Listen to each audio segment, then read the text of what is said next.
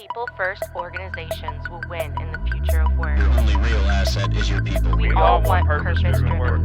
HR-led organization is the I'm future. sorry, but leaders don't lead empty desks and empty shop floors. Welcome to the People Strategy Leaders Show. I'm your host, Sri Chellappa, founder and president of Engagedly, and a serial entrepreneur in technology, films, and music. This is where we talk to people leaders, business strategists, and organizational savants about leading in the time of change. What is working, what is not working, and more importantly, what we should be thinking about. Stick around to the end of the show. We will reveal how you can be our next guest.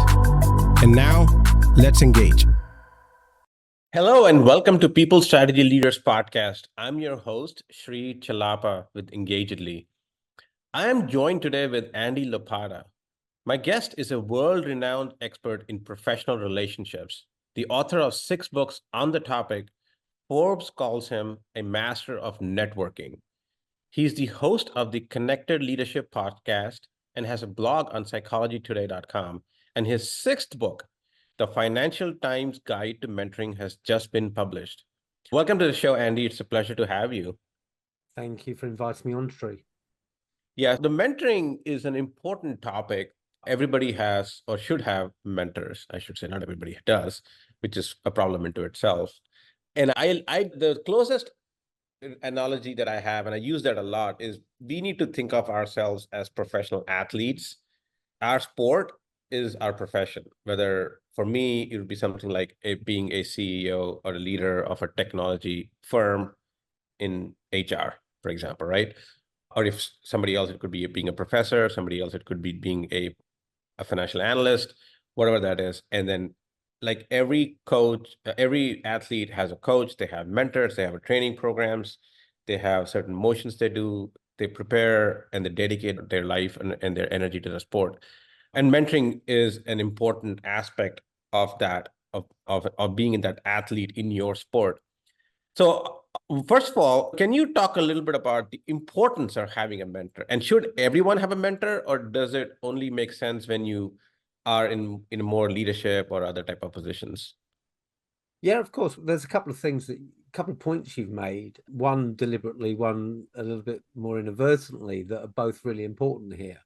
The inadvertent point you made is you started out by saying everyone has a mentor, and then you corrected yourself. And there's statistics that show the number of people who see the value in mentoring is far greater than the number of people who actually follow through and have a mentor. So we see the value in it, but so many things in our professional lives, we get so busy with other things that we don't follow through. We need to be aware of that, more cognizant of the support that is around us that we're not tapping into, and be willing to do. The second thing is your metaphor of the sports coach. And it's absolutely spot on. It's one that I use. And this goes to the question of, should everyone have a mentor at certain stages? Because there's certain stages where I think we don't need or we don't qualify for a mentor when we absolutely should have one. And one of those is when you're at the top of your game. So there's almost a curve where people think, I get mentored, now a mentor, and you switch. That shouldn't be the case. You don't see the top athletes say, now I've reached the NFL, or now I've reached the NBA, or in my parlance, the Premier League. Yeah. I don't need coaching anymore. Now I'll coach someone else. They'll invest more time in being coached. The top golfers and tennis players will invest more of their winnings in being coached than people much lower down the ladder, I'm sure. And there are always things you can improve. There's always blind spots that you need someone else to be aware of. There's always a new challenge you haven't faced before, but someone else might have done, or may just give you a different lens through which to approach it. So the metaphor of the sports coach is a really good one. And to answer the final part of the question, should everyone have a mentor? The answer is yes. I've already pointed out that as we get into more senior and more successful stages of our career, it's tempting to think I no longer need a mentor. Now's my time to give back. But even the top CEOs have coaches or mentors. We have those people who support us. And another point is early in your career is to say, I look forward to the day when I'm ready to have a mentor. I know school kids that get mentored. I mentor a 17-year-old student myself. There's no starting point. There's no point before which you need a mentor. A mentor is someone to advise you and help smooth the path ahead. And wherever you are in your career, there are challenges you're going to face that you're going to find easier if you get the support of other people around you. Yeah, yeah. And I think the more senior you get, I actually think you need a mentor even more because there are less people willing to challenge you at that point. So you actually have a lot more blind spots because nobody is challenging you because they assume as a CEO or as any C-level person or a leader that whatever you say is gospel and can't be challenged. Just people just assume that, and then you start believing it, and, and then it's a vicious cycle after that. So the value of mentoring, obviously, I have a couple of mentors. I work with three different mentors actually, and there's a team of mentors concept that has lately I've been hearing that a lot. You don't get one mentor, you get a team of mentors. I want to come to that topic in a minute, but I want to talk about something that you mentioned in our last discussion we were talking about, which is that we recognize, a lot of people recognize the value of mentoring. Like you said, there's more people who actually want to be mentored, but they don't have a mentor. But we don't actually do it correctly or do it effectively and necessarily don't have a good approach to it. So can you elaborate on that and exactly what's wrong? Yeah, before I do, I just want to underline your point about blind spots for leaders and the fact that when you're in leadership positions, people say what they think you want to hear, and you need to create a space where people know that they feel that they can be safe telling you what you need to hear, not what you want to hear. And so sometimes it's about having a mentor from outside the organization where they're safer in being objective and honest with you. But also coming into that equation is reverse mentoring, where the leader gets mentored by someone further down the ladder than them who is more in tune with what people are thinking, what they're saying, and how the policies that the leadership are introducing are actually landing in the day-to-day run of the work of the business. So I just wanted to underline that point because I think that it's a really important one. In terms of an effective mentoring relationship, like most things in business, it comes down at its heart to, do you know why you're doing it? What's your outcome? So setting really clear objectives at the beginning, not just finding a mentor because you've heard a podcast where people have spoken very persuasively about the importance of mentoring, or your company as or organization have introduced a mentoring program and you've been put forward for it, or your boss and your appraisal has said you need a mentor. It's actually about having a lot more clarity about why and understanding what your mentor's purpose is and then communicating it to them. And that feeds into the mentoring team as well, which, as you said, we can go on and talk about, because you may have different mentors for different objectives, different purposes, different backgrounds and perspectives they can bring to your journey. So the first thing I would start with is that clarity and communicating the clarity. And then once you have that clarity, you then need accountability. So we know what we're trying to achieve. Are we on track? And each stage of the process, let's reflect back on what we've talked about. How is it relevant to what we're trying to achieve? What are you committed to taking action to? And are you taking the action? Have you taken the action? And at each stage, you're constantly reviewing and reflecting, and then potentially adjusting those objectives based on the conversations you're having, based on the experiences that have come out of your actions. So I would start with the clarity and communicating the clarity. Then it's accountability. And then the third thing I would say, and there are many different ingredients, but I'll just pick three for the purposes of this, is vulnerability. And it's vulnerability from both parties, not just one. So it's easy to see why the mentee needs to be vulnerable. Because if you try and impress your mentor too much and you hide what you're struggling with, then they can't help you. So you need to feel confident and comfortable that you can be open as a mentee, and you need to be able to share without fear that will rebound on you in some way. And that's why it's important that particularly in a formal mentoring relationship, your boss isn't your mentor or anyone in your reporting line.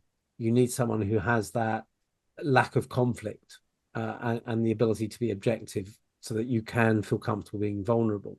But it's equally important for the mentor to be vulnerable, partly because we learn from others' mistakes. So if the mentor can share their mistakes and what they learned from it, that can sometimes be more impactful for the mentee. But also there's research that we share in the book that shows that people are more receptive to your message if you don't portray perfection all the time. And if you constantly talk about how wonderful you are, people aren't interested, they don't listen.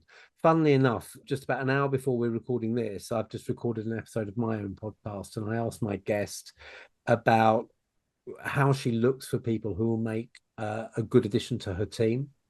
And she said that if she's interviewing candidates and she asks what their why is, and if their why is all about their success and their achievements and everything that's perfect, she doesn't recruit them, because there's something missing there and they don't quite get it and they don't see the full picture, the big picture, in her words.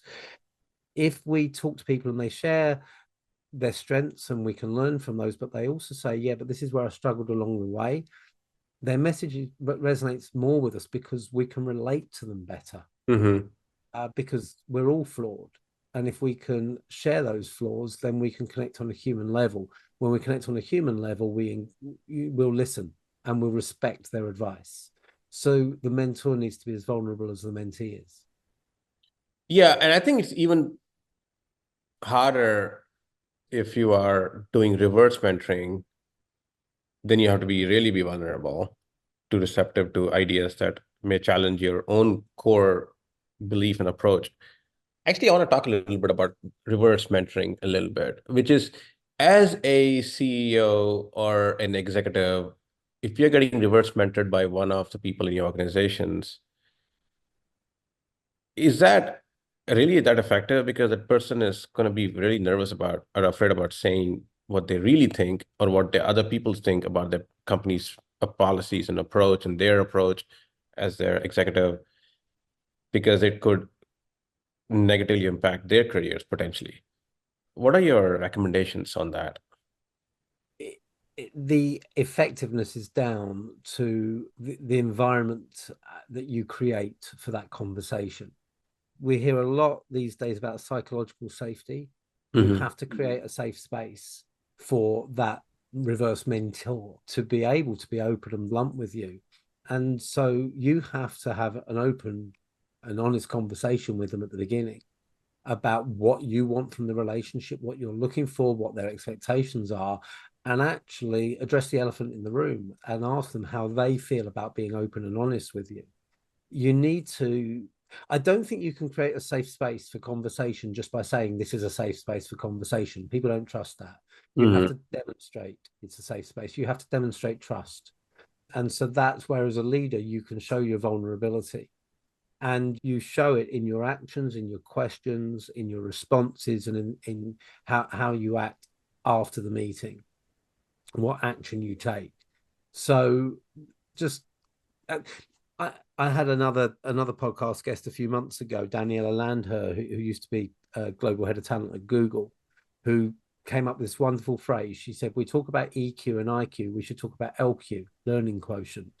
And she said we should stop trying to be the person who knows everything and become the person who wants to learn the most. That's the mindset you need to take into any mentoring relationship, but particularly a reverse mentoring relationship, and demonstrating genuine curiosity. So I think one of the core ways in which you can reassure your reverse mentor that you're serious about this is not by not being defensive. So I have a rule. I run mastermind sessions on some of my programs. Masterminding is a form of peer mentoring, similar to action learning sets, where a group of people will share their challenges and try and find solutions. And a core part of that is the solutions phase.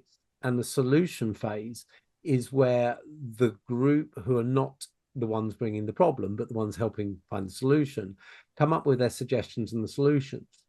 And the only words that the person with the problem, with the challenge, can use in reply are thank and you. they're not allowed to be defensive. They're not allowed to explain we've tried that before or why it won't work. And I think that thank you mindset is a great starting point. You can expand it into a curiosity mindset where you can't say that won't work, but you can interrogate, you can ask questions. But that only works if you're doing so from a genuine state of curiosity. Mm-hmm. If you're asking questions like a lawyer, trying to trip them up or prove them wrong, it's not going to work. That's the same as saying that won't work. But if you are saying, okay, that's an interesting idea, let's take a scenario, how would it work if, with a genuine intent on seeing how it would work if, then that works. And I think it's that type of engagement that can give the confidence that this is a safe space to be honest. Yeah, especially if you're trying to be confrontational or defensive, then the other person is just gonna shut down and you're not gonna make any progress. Why do most mentoring relationships fail? Because a lot of mentoring relationships start with the right intent and the desires are there. And I can tell you from my own personal experience, I've been a mentor two or three, maybe 3 or 4 times, maybe something like that. I'm not an experienced in that sense, but I would say there's only been one case where it truly succeeded, the relationship. I feel like the other ones just fizzled out. Yeah, I think fizzled out is an interesting term, and I think it sums up probably why many fail. Because in my experience, a lot will fizzle out, and it comes down to one word, and that's commitment. But the commitment reflects back to my earlier answer, which is about having clarity of your objective and what you want to achieve. So I think the two things are very closely aligned. If you lack clarity and you lack the communication and that constant reflection and review, you're going to fizzle out because you have a law of diminishing returns from every meeting. Why? Until you've forgotten the whole point you were there in the first place. And that's probably where things have fizzled out. Most people are busy, and particularly people who are on a good career trajectory, a successful career trajectory, who are the ones more likely to have mentors. They are equally more likely to volunteer for other things, and they will tend to be busier generally. And therefore, you're juggling balls, and it's easy to let a ball drop. And if you don't have that clarity and you don't have that commitment, the ball drops.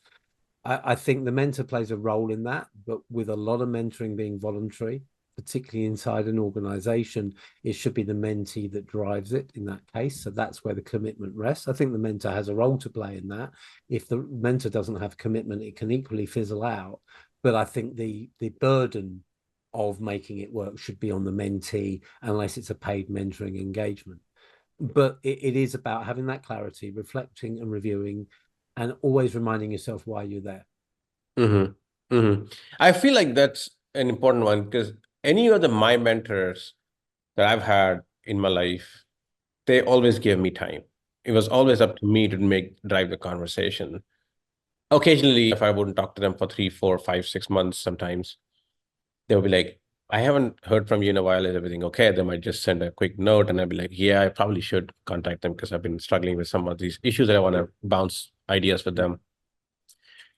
But on the other hand, when I have been a mentor, the mentee starts the conversation. We have 1 or 2 meetings, and then it fizzles out. And then the reason it fizzled out, if I come down to it, was because there was no clarity of purpose. Because one of the questions I always ask is, what are you trying to accomplish from this? So one of them, if they answer that I want to get better at my job and I want to understand what my expectations, my role are, I'm like, that's not a mentoring relationship. That's more performance coaching, which is slightly different, or maybe not slightly different, quite different, depending on who you talk to. And that's a different discussion. I'm happy to help you with that. A mentoring is really more about personal development and growth and talking about a lot of vulnerable stuff as well. And I think they just don't know, at least my experience, they didn't know how to address that part of it. Yeah, that makes a lot of sense. And when I talk about clarity of objective, part of the mentor's role is to distill it down into something really tangible that you can work towards. Now, some goals are tangible. You can measure the success. Sri, I would like to be on the board of directors in the next 5 years, and I'd like you to be my mentor to help me do that. You've got a clear objective you can work towards. There are clear steps that you can carve out towards that, and you can work towards that clear, tangible objective. Sometimes it's less clear. So I would like to be a better presenter, for example, and overcome my fear. And you can create certain milestones that you can tick off on the way, that if you tick off those milestones, you're going to be making progress towards your overall objective, even if it's a less tangible objective than I want to be a director in the next 5 years. So I think that you may have a mentee come to you with a vague notion that they need help, but not really understanding what that help and support looks like. Yeah. So that initial meeting should really be about carving that out. And even if someone comes to you with a clarity of objective in the first place, I think a good mentor would still interrogate that objective. Because I found it personally that actually what I thought was my objective, when someone challenged me on it, made me question it and made me perhaps change path. So a good mentor isn't just about, you want to achieve this, okay, but actually understanding, is that the right objective for you in the first place? And maybe there are different things, different approaches you could take. Yeah. Yeah. The one thing you mentioned in our last one of the discussion we were having is mentoring is set up as a hierarchical construct, but there's more to it. Can you elaborate what you really meant by that? Yes, we've touched actually on other models already in several ways. So when you talk about mentoring being a hierarchical construct, in the book, we shared different models of mentoring, and the common one that springs to everyone's mind, or most people's mind, when you hear the term mentoring, is what my co-author Ruth Gautian and I call traditional hierarchical. So traditional hierarchical is the mentor is senior, older, grayer, wiser than the mentee, who sits at their feet and learns. And there is still a place for that, but that's not the sole model. We've talked about reverse mentoring. That's an alternative model, and it's the inverse. And really, the core there is that it's not about it's not about your seniority and role. It's about your experience and expertise towards what the objective is. So with reverse mentoring, the objective may be to understand how decisions are having an impact day to day in the business. If it's reverse mentoring, the objective may be there are 5 or 6 different generations working together in the workforce for the first time. How are millennials and Gen Zs thinking about different things? Where if you're a boomer or a Gen X or a senior leader, you may not quite understand that mindset, and your senior mentor, traditional hierarchical mentor, is not going to help you with that. It may be what's coming in terms of the digital world and AI. Again, you might be better talking to a 20-year-old than a 60-year-old when it comes to that conversation. I know some 60-year-olds who can give great insights into that. I'm generalizing. You may look for reverse mentoring. Then I mentioned masterminding briefly. You got peer-to-peer mentoring. So peer-to-peer mentoring can be where you're both at a similar level, but you both got something to offer each other, and you may really be tuned into the technical space. For example, Sri, I'm developing a tech product, but I don't understand the technical world. So you may be able to mentor me, and then I may have something different to offer you, so we can support each other. So often you find people who are on the same journey as you, where you can support each other. So a good example of that is a number of years ago, I was delivering a talk at the offices of the UK or European headquarters of an Australian bank. And the CEO of the bank came to introduce himself to me before the event started. And we were talking about what I was going to be presenting. And he said, are you going to talk about this? And he went to a flip chart and he got a pen out and he started drawing on it. And he drew a pyramid. And he said, when I started out in my career, and he drew a little circle at the bottom of the base of the pyramidal triangle. He said, I was surrounded by lots of people to learn from. And he put lots of other little circles there. And he said, as I went up through my journey, and he drew circles a little bit further, halfway up the pyramid, he said, there were fewer people at my level. And then now I'm here, and he drew at the top of the pyramid, there's no one else in the bank for me to talk to. And then he drew another pyramid, and he said, so I talk to people outside banking. And I said, and sometimes you talk to people outside the industry. So he said, sometimes it's other banks, but he finds peers across the sector and in other sectors where they can share those challenges together, particularly if you're a newer CEO or a newer leader. And as you said earlier, it becomes more isolated as you go higher up within an organization, and fewer people will share with you. So you need your support elsewhere. Another example of that, I started out in this world. I'm celebrating 25 years in professional relationships. And I started out in May 1999 with my father 6 months ago had founded a business networking organization. And our focus was local businesses coming together for referrals. And a few years later, I was running some training for some of our members, and I was teaching them how to get referrals. And one of our members ran an Alfa Romeo service center. And he said to me, I don't need referrals. He said, I get my referrals from Alfa Romeo dealerships and Alfa Romeo clubs and Alfa Romeo magazines. He said, but I have a team of 17. And when I go in, I can't tell them if I'm having a bad day. I can't tell them if I don't know how to deal with a challenge. All they expect from me is leadership and direction. So I come here each week to meet other business owners. In a sense, he was using it for peer group mentoring. Yeah. Yeah. And then the other one is similar, is reciprocal mentoring. So if we take that reverse mentoring relationship, it could be reciprocal mentoring where the CEO is being mentored by the junior person in terms of understanding what's happening on the front line, for example, as we've talked about before. But the junior person could be benefiting from learning from the CEO as well. Yeah. Yeah. Excellent. This has been a wonderful discussion. So talking about your new book that's out, the Financial Times Guide to Mentoring, can you talk a little bit about there are a lot of books in mentoring out there. What is special about this book? What's the message you want to get out there with this book? Well, when my co-author Ruth Gochin and I looked around, we didn't really find anything in this space that gave that comprehensive overview of mentoring. Quite a lot on how to be a better mentee, fewer on being a better mentor. And it's similar when you look at organizations where the training is. A lot of training is for the mentees and not for the mentors. I think there's an assumption that you're a senior leader, you know what to do, but that doesn't mean you're a good mentor. It does, so we approached it from that perspective. We approached it from looking at trying to create as comprehensive a guide to mentoring as possible within a readable book. It needs to be something that people are going to be happy to pick up and read and not be put off by. So it's not the biggest book in the world. It's 200 odd pages. It's very accessible, but we've covered quite a lot of ground within it. Predominantly on looking from the mentor's perspective, we do also look from the mentees, but because we've covered a lot of the ground, it works both ways. A lot of the boxes are ticked. By the time you get to the mentee section, we've ticked a lot of the boxes already. We also look at it from an organizational perspective, which isn't often talked about, but is key. So how do you advocate for mentoring? How do you engage people in your mentoring program? How do you run a successful mentoring program? And in fact, why is it important in the first place? So we've tried to take, excuse me, a comprehensive overview from that perspective. The other thing, a couple other things that we tried to achieve in the book. Number one, I think that there's a really good balance in co-authoring. When I felt this was the next natural book for me to write, my last book was about vulnerability. So mentoring, so why seeking support is your greatest strength was its subtitle. Books will just ask. So mentoring, formalizing that is an actual extension of that.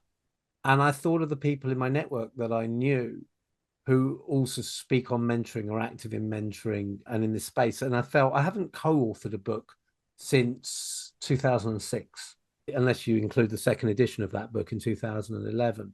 But this felt like a good time to do that and to tap into different expertise. And what we found, I think, is a partnership that really works, because it's always a plunge into the unknown when you collaborate on something like that. Particularly, we'd never met each other until after we finished the book, because Ruth is in New York and I'm in London. And what we found is that I feel that we really complemented each other, but we brought different things to the table. So Ruth she's an academic, which I'm not. I'm a storyteller, if you like. But Ruth is an academic who can tell stories really well. So she brings that to the table. But what she brings that I wouldn't have done personally to the same level is the research, the data, and really making sure she comes at it from an academic perspective where everything has to be validated and verified and cited. And whereas I've included citations and so forth in all my previous books, Ruth is far more robust in that process than I would be, because she's an academic, but she doesn't write like an academic. So I felt that we complemented each other in style, but also we come from different perspectives. I come from someone who sells mentoring as a service, who runs his own business and works with all manner of large organizations coming from an external perspective, whereas Ruth comes from the academic world. And I come from a UK approach to mentoring. Ruth comes from a US approach to mentoring, which aren't poles apart, but there were a couple of differences which caused debates between us. And that debate improves the process of writing a book, because you're not just plonking your assumptions onto the page. You're having them challenged all the time and coming up with the best response. And then finally, as with certainly my last book, but I tried doing a lot of my work, and Ruth as well, we interviewed experts. We didn't just rely on the two of us. So when it came to addressing imposter syndrome for mentors, we talked to an expert on imposter syndrome. When it came to mentoring neurodivergence, we interviewed an expert on neurodivergence. When it came to the impact of AI on mentoring, can you guess what we did? So it's we've tried to make it as comprehensive and as detailed as possible, but still being accessible and very readable. Yeah, that's definitely 200 pages to condense that much information. It's got to be a challenge, but I look forward to reading your book. Thanks again, Andy. It's been a pleasure talking to you, and wish you the best. Thank you very much, Sri. Sri Chellappa here. Thank you so much for listening to the People Strategy Leaders podcast. If you are a successful leader or a people strategist who would like to be on this program, please visit engagedly.com/People Strategy Leaders podcast. If you got something out of this interview, would you share this episode on social media? If you know someone that would be a great guest, tag them on social media to let them know about the show and include the hashtag People Strategy Leaders. I love seeing your posts and guest suggestions. We are regularly putting out new episodes and content.